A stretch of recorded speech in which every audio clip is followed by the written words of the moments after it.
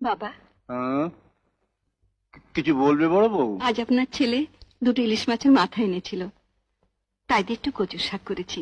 আপনার জন্য বাড়িতে কিছুটা তুলে এনেছি, খেয়ে নিন। এভাবে আবার আনলে কেন?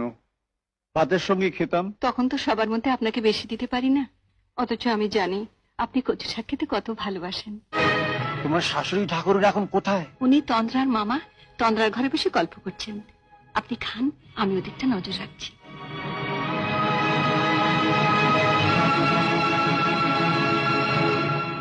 আপনি খান বাবা।